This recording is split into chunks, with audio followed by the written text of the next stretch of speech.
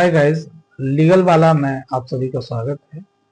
आज हम इस वीडियो में डिस्कस करेंगे डिस्क्लोजर स्टेटमेंट ऑफ अक्यूज के संबंध में। तो इस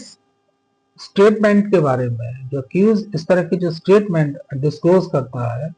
पुलिस के समक्ष और न्यायालय के समक्ष, वो किस तरह रिकॉर्ड पर लिए जाने चाहिए, क्या उनको रिकॉर्डेड किया जाना चाहिए या न किया जाना चाहिए, इसके संबंध में हम इस वीडियो में विस्तार पूर्वक चर्चा करेंगे। तो प्लीज आप मेरी वीडियो को बीच में स्किप ना करें और वीडियो के अंत तक आप बने रहें, जैसे आपको मेरे बताए हुए लीगल फैक्ट जो है प्रॉपर तरीके से समझ आ सके। और मैं कहना चाहूंगा जहां आप मेरे वीडियो को देखें और देखने के बाद अपना वैल्यूएबल कमेंट जो है वीडियो के कमेंट बॉक्स में जरूर दें।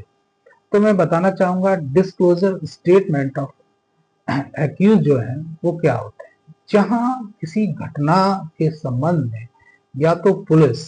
जैसे सपोज करो कि उसने अगर किसी का मर्डर किया और मर्डर करने में जिन चीज मर्डर किया है या कोई चोरी की है या डकैती डाली है, जिस तरह का उस घटना को घटित करने में अगर किसी वेपन्स का इस्तेमाल उसने किया या उस घटना से संबंधित जो चीजें हैं उनको रिकवर करने के लिए जो एक्यूज के द्वारा सूचना दी जाती है, उस सूचना को रिकॉर्ड पर किस तरह लेना चाहिए और किस तरह उसको रिकॉर्डेड किया जाना चाहिए, ये बहुत इंपॉर्टेंट चीज है। और इस इंपॉर्टेंट चीज को मैं एक केरला हाईकोर्ट के द्वारा एक लेटेस्ट 2025 में एक साइटेशन है जो अभी डिसाइड किया है केरला हाईकोर्ट ने, जो केस का नाम है रिंटू उर्फ तूफान प्रधान वर्सेस स्टेट ऑफ केरला। ये जो मुकदमा था ये था 449, 324, 461, 396 और 302 BNS। इस मुकदमे में होता ये है कि जहां एक्यूज ने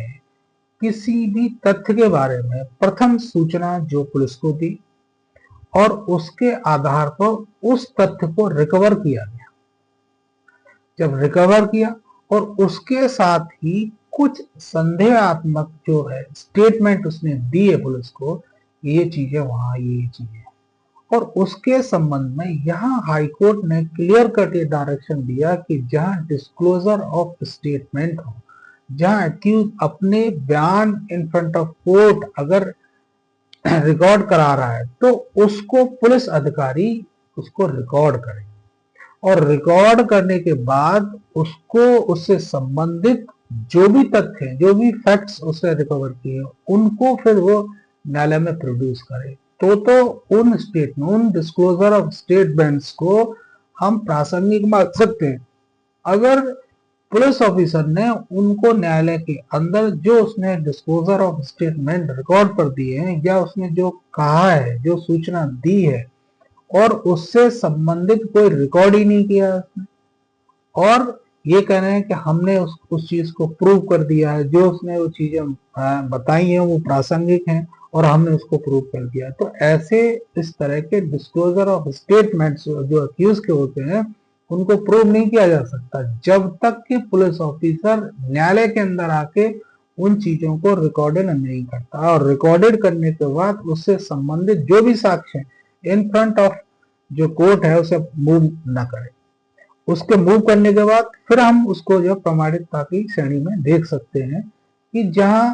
किसी एक्यूज ने पहले कुछ सूचना दी है और उस सूचना के तहत वो एक निश्चित जो है तथ्य तक पहुंचा, वो चीजें रिकवर हुई, फिर उसने एक संदिग्ध सूचना दी और फिर भी लेकिन वो उस तथ्य तक पहुंच गए, तो वो प्रूव नहीं माने जाएंगे, लेकिन उनसे प्रूव करने के लिए उसको रिकॉर्डेड किया जाना बहुत जरूरी है। ये जो मुकदमा था इसमें जो अक्यूज थे वो 16 साल से अबव थे।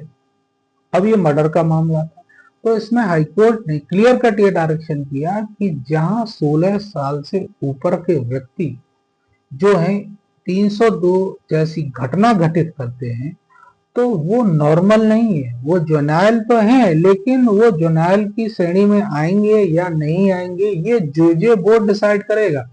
जब एक्सपर्ट की ये रिपोर्ट आएगी कि इनकी मानसिक स्थिति किस तरह की है।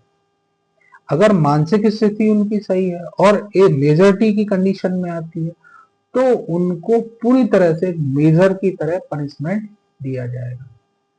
अगर